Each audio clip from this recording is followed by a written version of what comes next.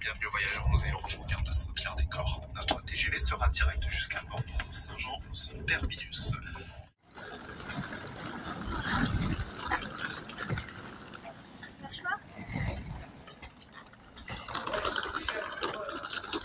Ça c'est galère. Arrivé à Agen avec le futur champion de France. Ça va Lionel? Ouais. On est arrivé il y a 5 minutes. Épuisant. On a failli louper le deuxième train pour 5 minutes. Mais au moins on est arrivé à Agen. L'appart il est incroyable. Je vais faire un petit room tour carrément. La petite chambre pour moi. En vrai c'est OP. Tranquillement.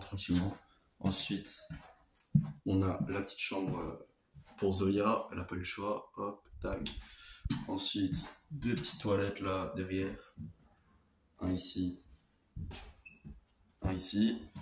Ensuite, pareil, double salle de bain. Une salle de bain ici, une salle de bain ici. Encore une double chambre. Là, c'est pour Armen. Hop, c'est OP. Et ensuite, dernière chambre en haut. C'est pour Christina et Lionel. Et ensuite, il y a le bas, vous le verrez tout à l'heure. Avec chambre, salle de bain, toilette, gros salon, grosse cuisine. Non, franchement, c'est vraiment bien, vraiment bien. Tournoi demain, début tournoi demain. Bon, c'est à 15h30 la première ronde, je pense qu'on va dormir tôt ce soir. Faut récupérer, on va être sérieux et on se retrouve demain pour voir à quelle heure on s'est. Ça va Daniel, ça va Daniel, ça va Daniel. Reste tranquille, laisse-moi zapper, frère. Et donc on est avant la ronde 1 du championnat de France d'Agen. Les gars, on est à combien d'heures avant la ronde 1 C'est du sur YouTube. YouTube. À 7h, non, à 8h. Il est quelle heure? En forme là. Ah là, mon adversaire il est mort. Après ces belles paroles de Daniel, c'est parti pour l'analyse du championnat de France qui s'est donc déroulé du 14 au 21 avril, il y a quelques jours, à Agen. Et donc pour cette première ronde, je suis donc 25e elo au départ sur tout le tournoi, 170 joueurs environ. Et je suis donc table 25. Je joue contre Yeor Kliushnikov, classé 1669. Donc le championnat de France, il a commencé dimanche à 15h30. On est arrivé la veille, on a pris un train, comme vous l'avez vu, on est arrivé vers 18h et quelques à l'appartement. Tout s'est bien passé. L'appartement était juste totalement inondé, mais tout va bien. Non, en vrai ça va. Juste le propriétaire, il avait envoyé un message 3 jours avant le tournoi. Il envoie un message à Christina, donc c'est la mère du petit Lionel qui s'occupe un peu du logement. Et il lui dit le logement est inondé, si vous voulez vous pouvez annuler. 3 jours avant le tournoi. Sympa. Mais du coup, il a ramené une machine qui aspirait l'eau. Quand on est arrivé, c'était encore un peu humide, mais en vrai, ça va. Et du coup, on a pu loger tranquillement. On est à 40 minutes de la salle, on est dans le centre-ville. Tous les matins, on marche un peu. Des fois, on nous a déposés. Mais ok, moi, j'aime bien marcher avant les parties. Ça me permet un peu de penser à autre chose, de réfléchir à tout ce que je veux. Et du coup, ok, c'est parti pour ce championnat de France. Comme vous l'avez vu, la nuit avant cette partie... elle n'a pas été très longue, la nuit avant la partie. Bon, on s'est dit, on va profiter avant le tournoi et après on sera sérieux pendant le tournoi. Bon, on s'est quand même levé assez tard, on s'est levé vers midi, on a pu dormir. Le matin, on s'est tranquillement préparé, on a blitzé un peu. Et on arrive donc sur les lieux du tournoi vers 14h30, une heure avant. Et donc je découvre mon appariement.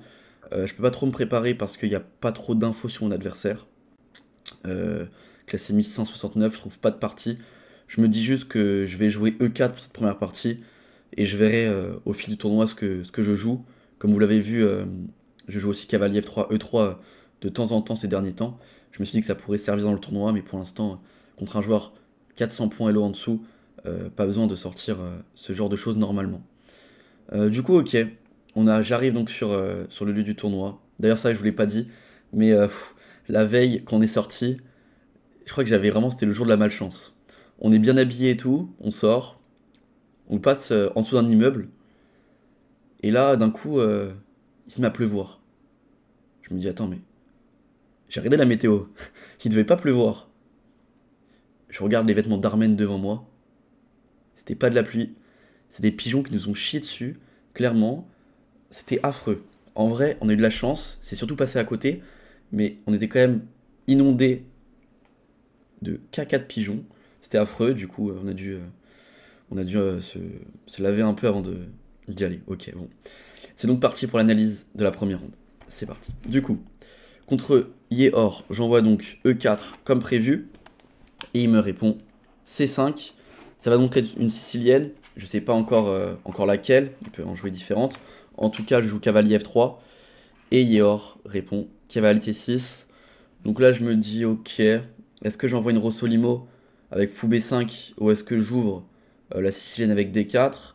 C'est les deux ouvertures que je joue contre cavalier C6 habituellement. Ces derniers temps, vous avez sûrement vu que j'ouvre souvent avec D4. Et là, je me dis, potentiellement, j'ai envie de jouer fou B5 dans le tournoi. Donc on va essayer de montrer que je joue D4 maintenant. Comme ça, si un jour, dans le tournoi, on rejoue cavalier C6, les gens se diront peut-être que je joue D4 et ils se prépareront sur D4. Donc je décide de jouer D4. Donc il répond pion prend, c'est le seul coup, cavalier prend. Et là, il y a plein de variantes différentes. Il commence par cavalier F6. Je fais donc cavalier C3.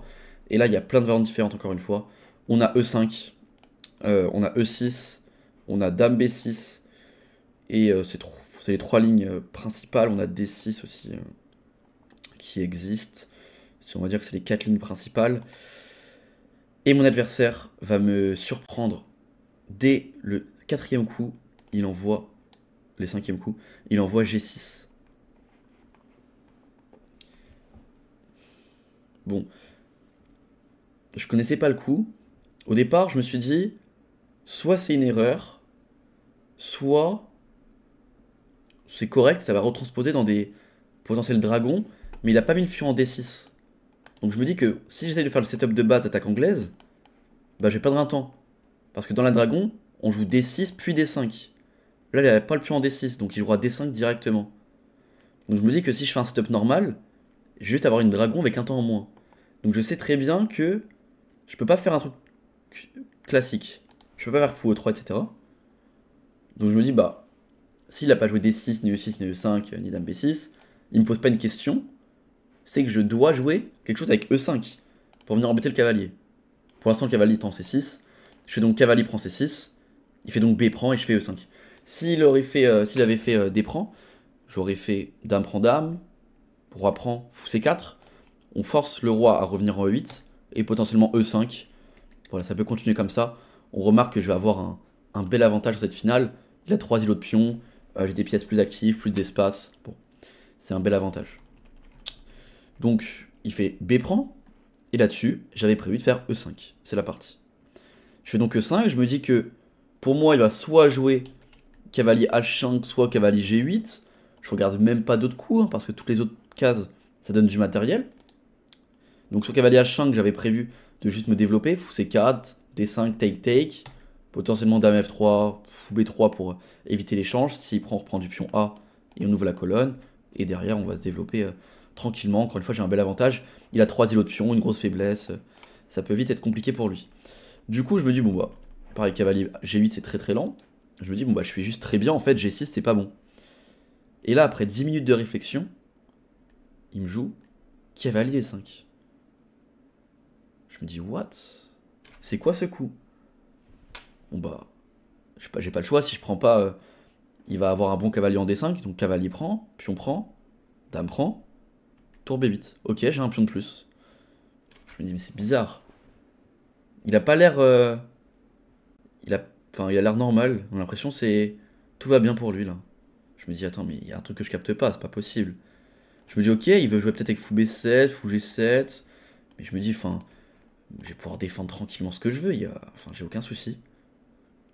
J'essaye de trouver un coup qui peut le mettre mal.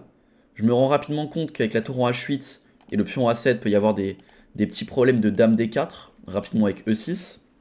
Donc je me dis, peut-être que je dois jouer dame D4 ici, pour forcer le pion noir peut-être à aller en E6, pour défendre E6 et ramasser le pion.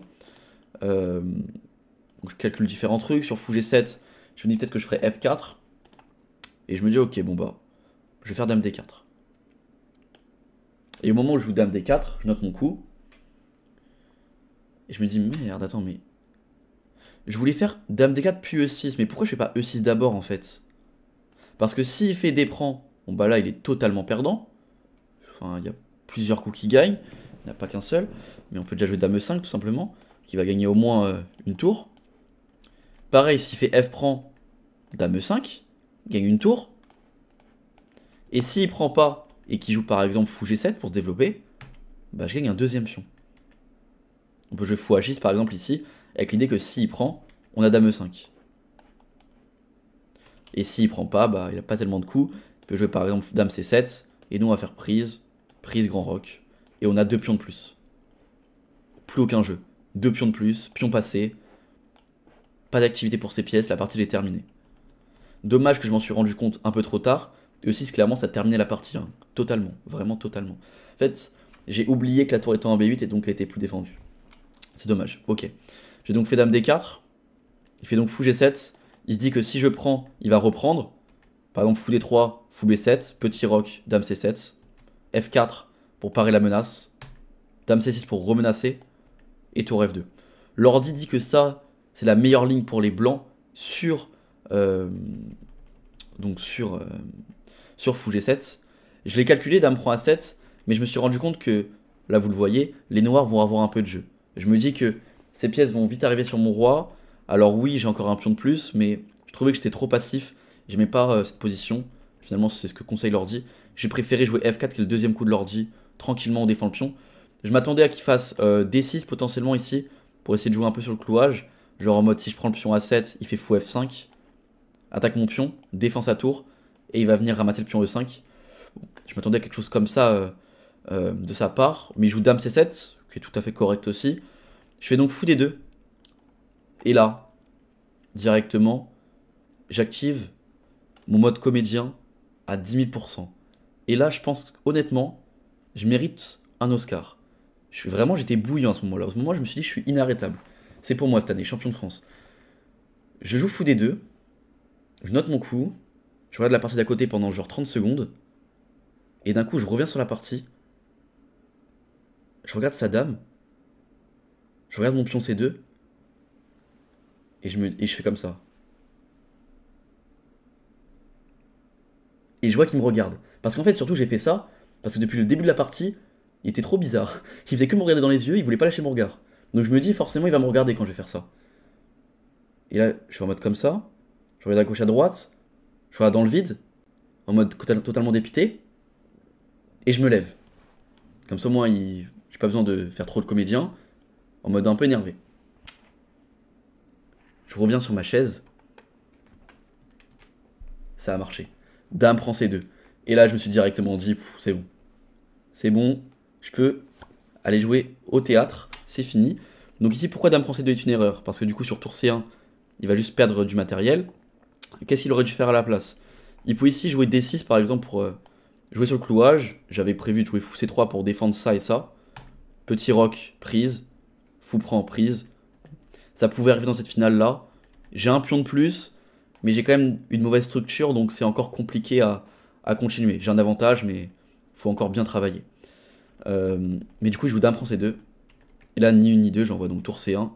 L'idée, c'est que bon, s'il prend le pion B2, il y a échec et mat. Dame prend, et tour prend C8 mat. Et donc, s'il revient en F5, qui est sa seule case, c'est la partie. Mon idée, c'est de venir prendre le pion à 7 et de me dire que du coup, j'ai un pion de plus. Si la tour bouge, il perd le fou. Si le fou bouge, il perd la tour. S'il fait petit roc, il perd la tour. Et donc là, je me dis peut-être qu'il va jouer dame E4 pour revenir en B7. Mais même s'il fait ça, ça va venir échanger les dames et j'aurai 2 pions de plus. C'est ce que je me dis à ce moment-là. Il fait donc dame F5 et je fais dame prend A7. Sauf que j'ai oublié un petit détail. C'est que fou D3, c'était un gros détail. C'était beaucoup mieux parce que du coup, fou D3, ça force dame E6. Et maintenant, sur dame prend A7, il peut plus rien faire. Il peut juste plus rien faire. Si sa tour bouge, il perd le fou. Si son fou bouge, il perd la tour. Sur dame B6, il y a prise et tour prend C8. Donc le seul coup, c'est petit roc, dame prend et fou A6 pour venir jouer avec une qualité en moins. Et tout ça, c'est forcé. On remarque que j'ai une finale avec une tour, un pion contre un fou. C'est totalement terminé. Encore une fois, comme sur E6, je me précipite sur dame prend A7 et je me prends dame E4. Je fais donc fou E2. Peut-être que roi F2 c'était un peu plus précis. Et il revient avec tour A8. Ici, en fait, moi j'avais calculé dame B7, qui m'embêtait pas du tout. Je m'étais dit prise, fou prend, petit roc, 2 pions de plus, pion passé. Je vais arriver sur la 7ème rangée. Tout va bien. J'ai aucun souci. Sauf que j'ai oublié que sur fou E2, il peut faire tour A8. Qui est pas le meilleur coup d'ailleurs. l'ordi conseille plutôt petit roc directement. Parce que du coup, si je prends la tour, je me prends fou à 6. Attaque madame, menace mat. Donc sur petit roc, je dois faire petit roc aussi. S'il prend mon fou, je prends sa tour. Donc il fait plutôt tour B7, dame E3. Et on rentre donc dans cette finale avec matériel égal. Bon, les lignes forcées, c'est ça. J'ai donc un pion de plus, mais c'est foot couleur opposée. Soit je garde matériel égal sans foot couleur opposée, soit je rentre dans foot couleur opposée avec un pion de plus. Mais vous voyez que c'est chaud à gagner quand même. Heureusement, il rate petit roc et il joue tour A8, ce qui est quand même un coup correct. Je fais donc dame E3. Mais même à ce moment-là, je m'étais pas rendu compte que j'étais pas totalement bien. Enfin, ok, je suis quand même à plus 1. Mais pour moi, j'avais vraiment un gros avantage. Et en fait, j'ai minimisé le fait que son fou va pouvoir s'ouvrir et que je vais avoir des gros soucis. Il fait donc fou B7. Et là-dessus, je décide de faire fou F3. Je me suis dit, dame prend fou F3, ça va revenir au même que faire fou F3 d'abord. Alors que dame prend en prise, la diff, c'est que là, faut pas jouer fou F3, faut jouer petit roc. Parce qu'encore une fois, il peut pas récupérer le pion à cause du mat. Il fait donc petit roc aussi. Et maintenant, tour 1. Je suis plus obligé de me créer des faiblesses. Il fait donc tour C8 et fou C3. Je peux jouer comme ça si je voulais. D5, A4. Et après, c'est une partie, j'ai un pion de plus. Ça risque de gagner plutôt facilement. Du coup, j'ai fait fou F3 direct. Il fait donc dame prend E3, fou prend E3, fou prend, pion prend. Il peut toujours pas récupérer ce pion à cause du mat. Il fait donc petit roc. Et là, quand j'ai vu cette position, je me dis que ça va aller. 2 pions de plus. Je suis donc A3. Mais quand il commence à me jouer F6, je me dis, ça va pas être si simple. Parce que pion prend, fou prend, je vais avoir des soucis sur mon pion B2. Si je le pousse, je perds A3. Si je le défends, il va me le faire perdre dans tous les cas. C'est compliqué. Donc je me dis, je peux pas prendre le pion. Je peux pas le laisser non plus parce que si je fais fou D4, il y a prise et tour prend F3. Je suis donc obligé de faire E6. Je décide de jouer E6 et de rendre mon pion d'avance. Mais bon, je me dis aussi que ça va doubler ses pions. Je garde mes 2 pions passés, ça va. Je fais donc fou C5 ensuite. Il fait tour C8. Je fais roi E2. Il fait F5, il ouvre son fou. Il attaque mon pion. Je fais donc B3 pour le défendre, pas tellement le choix. Si je fais tour C2, il y avait fou prend B2. Si je fais B4 ou B3, il y aura fou B2. Donc de toute façon, j'ai pas le choix. Je fais donc B3, il fait fou B2. Je fais donc tour C4. Et je me dis que cette finale-là, je vais la gagner. Je me dis, fou prend A3. Ici, j'ai essayé de faire tour 1. Au début, j'étais parti pour jouer... j'étais parti pour jouer fou prend A3. Et je m'étais dit que donc, bon, pas le choix. Il va donc faire tour prend C4. Pion prend, tour prend et tour C1. Au départ, j'étais parti pour faire ça. Et je m'étais dit que bon, s'il ramène la tour, ça risquait de réussir à gagner pour moi. Parce que j'allais réussir à le fixer comme ça. Et au bout d'un moment, j'allais réussir à le trianguler. Ça allait bien se passer. Ou alors j'allais ramener mon roi sur le côté. Je me suis dit, ça va gagner ça. Mais j'ai commencé à calculer. Et je me suis dit, mais en fait, qu'est-ce que je raconte? Ça, fallait le calculer d'ici. J'avais oublié que il est pas obligé de ramener sa tour, il peut aussi ramener son roi. Parce que pour moi, dans ma tête, s'il ramène son roi, mon roi il va réussir à ramasser les pions. Pour moi, son roi devait rester en F7 au début. Ou en D7. Mais du coup, pas du tout. Parce que s'il ramène son roi en C8 et que je ramène mon roi en E5 pour ramasser les pions, avec sa tour, pendant ce temps-là, il pourra aussi ramasser les miens. Du coup, ça, je m'en suis rendu compte que ici. Et je me suis dit, bah du coup, je peux pas faire ça en fait. Parce que si je fais ça, il va juste ramener son roi comme ça. Et enfin, c'est égal. Je peux pas jouer pour le gain. Je dois jouer pour défendre, ça va faire nul, ok. Du coup, je me rends compte et je me dis, mince, qu'est-ce que je fais? Je peux pas prendre le fou. Ok, je me dis, ok, je vais faire tour 1. Je me dis, ok, il va faire fou prend C5. Je vais faire tour prend A8. Au départ, je calculais tour prend C5. Je calculais les deux finales. Je calculais celle-là et celle-là. Et celle qui me plaisait le plus, c'était celle avec la tour derrière. C'était donc... Qu'est-ce que je raconte? Tac. Oui, celle qui me plaisait le plus, c'était... Non, c'est les mêmes. Ok, bon, bref, on s'en fout. Je me suis dit, ok, ça, je peux la gagner. Je peux la gagner parce que du coup, son roi, il pourra pas se ramener. J'aurai mon pion passé. Je peux ramener mon roi en C2, attaquer la tour, essayer de le ramener petit à petit. Bon, c'est des finales égales, mais en soi, je me dis, je joue un joueur moins bien classé. Il commence à descendre à la pendule. J'ai encore 1 heure. Ça sent la finale qui va s'arnaquer, quoi. Donc je calcule ça et tout. Mais je me dis... Encore une fois, s'il veut, il peut ramener son roi. C'est beaucoup trop risqué. S'il trouve l'idée... Pour moi, j'ai même pas de plan de gain s'il trouve l'idée. Donc je dis, ok, vas-y, on va faire tour prend C8, tour prend A8, tour prend et tour prend. Et je me dis, je vais donner le pion H2, et on va essayer de jouer avec le pion passé. Là, clairement... j'abuse. Là, clairement, j'abuse. Parce que je prends beaucoup trop de risques. Je prends beaucoup trop de risques. À la fois, je veux pas faire nul. Du coup, j'allais trouver des trucs où il y a le plus de chances de gain.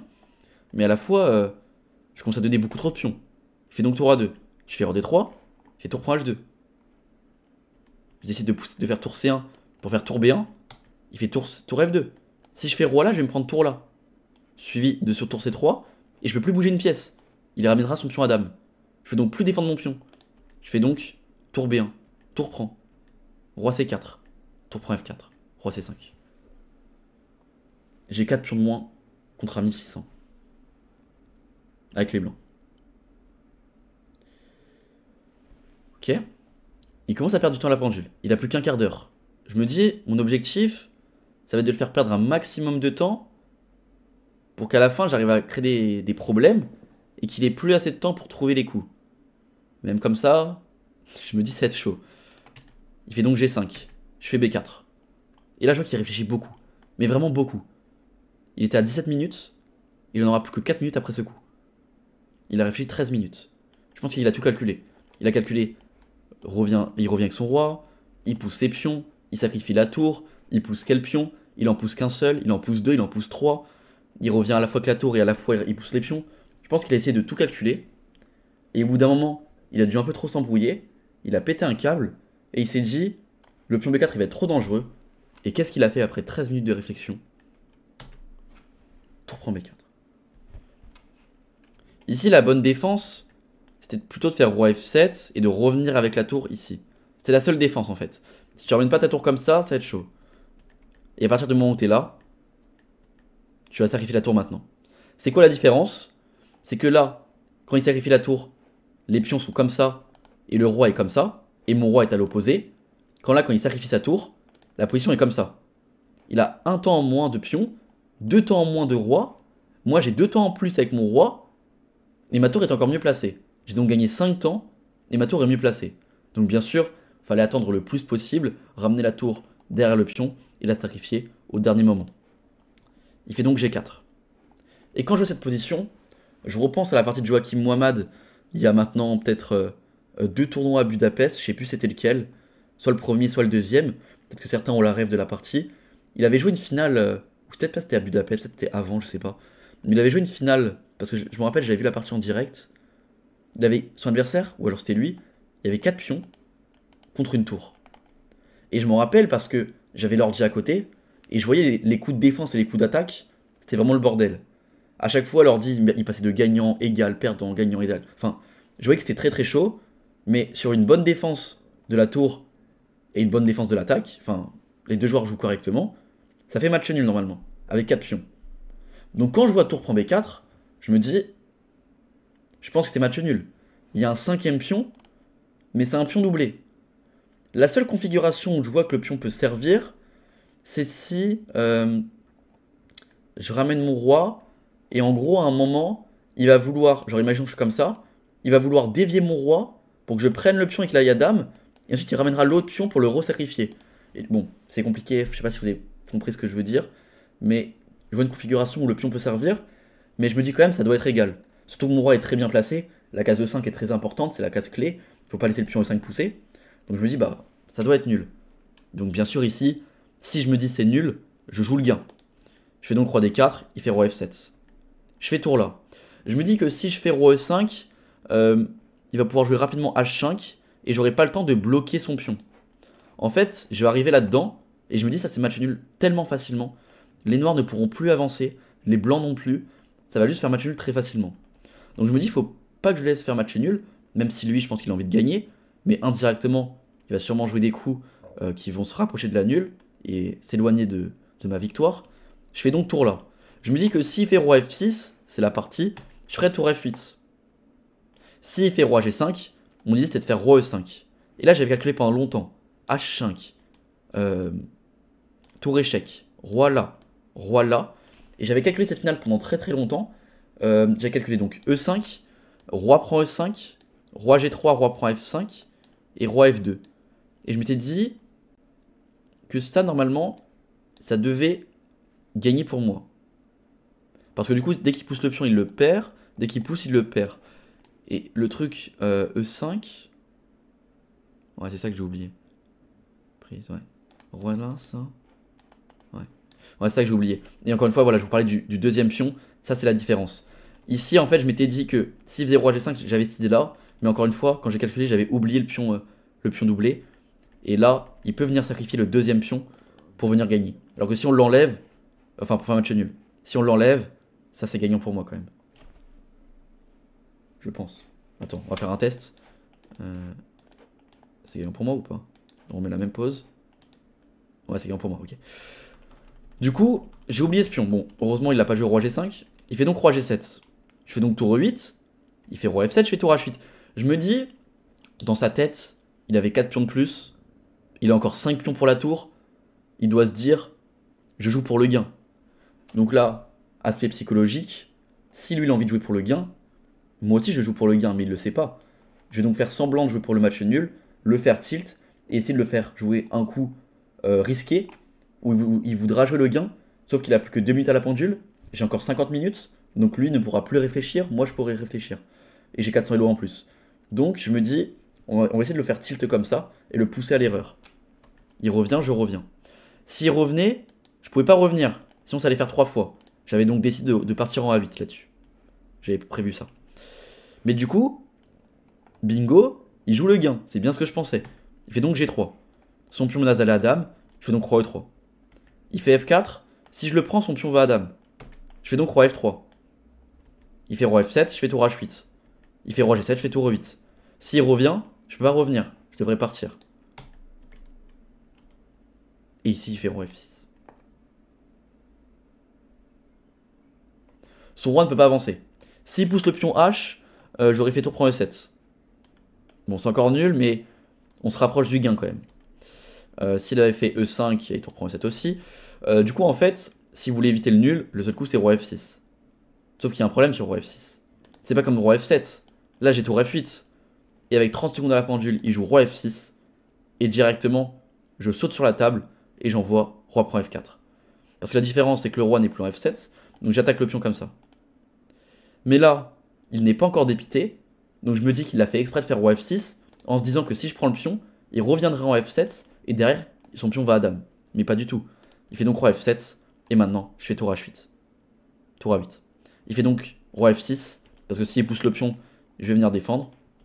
Je ramasse le pion. Et maintenant, c'est qu'une formalité pour terminer. Il faut juste ramasser les pions un par un, le mettre en zugzang correctement et finir par ramasser tous les pions et il abandonne dans cette position. Il tape dans le mur clairement, il tape dans son crâne, il a tout fait. Il était extrêmement énervé, ça peut se comprendre au vu de la partie, même si bon, j'ai un peu raté le début de milieu de jeu, j'aurais dû gagner très rapidement normalement, mais c'est vrai qu'il avait un énorme avantage dans la finale. Donc bon, c'est un gros rappel pour la suite du tournoi. La partie est pas du tout maîtrisée. On va faire le bilan de partie pour voir ce qu'on a pensé l'ordi. Je pense qu'il a pas kiffé. Mais ok, c'est important parce que franchement, quand j'avais les 4 pions de moins, j'étais vraiment en hesse total. Je suis en train de penser, je suis en train de me dire, j'ai 0 sur 1. Je me prends un moins 37 elo. What? Non, c'est pas possible. Heureusement, j'ai réussi à retourner la partie. Ok, 82.6 puis 77.1. C'est pas horrible non plus, même si c'est pas joli. Donc voilà, KD5 bien sûr, erreur. Et donc là, je rate E6 avec le gain, donc E6, qui était déjà complètement gagnant. Je fais donc dame D4, fou G7, F4, dame C7, fou D2, théâtre, et il envoie dame prend C2, tour C1, dame F5, je rate fou D3 qui gagne la partie, je me trompe avec dame prend A7, dame E4, fou E2, tour A8, dame E3, là ici il fallait faire donc prise et petit roc, pas fou F3, donc là il échange tout, je défends mon pion, je donne le pion pour qu'il ait des pions doublés, je défends correctement, je fais ce que je peux, et là je me rends compte que si j'échange tout, la finale va être très facile à annuler pour lui. J'essaye de prendre des risques qui vont être trop risqués. Je vais donc donner 4 pions sur l'échiquier. J'ai donc plus qu'un seul pion. Il va finir par se tromper. Au lieu de revenir avec sa tour devant pour gagner des temps, il va directement sacrifier. La finale maintenant est égale. Et je finis par réussir à l'arnaquer psychologiquement avec donc roi F6 et j'envoie donc roi prend F4. Je reviens avec ma tour, je ramasse les pions et je finis par gagner la partie. Ok, c'était chaud, c'était chaud, c'était chaud. Un bon petit rappel cette première ronde. C'était important quand même de bien commencer avec une victoire, même si la partie est pas belle. C'est le résultat qui compte au championnat de France, franchement, on va pas se mentir. Même si je dois gagner 9 parties comme ça, je les gagne les 9 comme ça. Mais ouais, ça arrivera pas tout le temps. Donc faut se reprendre. Prochaine ronde, j'aurai les noirs contre un joueur classé 1800. Donc faut enchaîner. L'objectif, c'est comme l'année dernière, être à 2 sur 2 pour pouvoir jouer un joueur mieux classé à la ronde numéro 3. De mémoire, je n'ai jamais été à autre chose que 2 sur 2 à un championnat de France. Donc je peux pas arrêter ça. Je suis obligé de gagner avec les noirs à la prochaine partie. On se retrouve donc vendredi à 16 h pour la prochaine vidéo. N'hésitez pas à liker la vidéo, vous abonner à la chaîne si ce n'est pas encore fait, mettre un petit commentaire. Et on se retrouve donc vendredi à 16 h. Allez.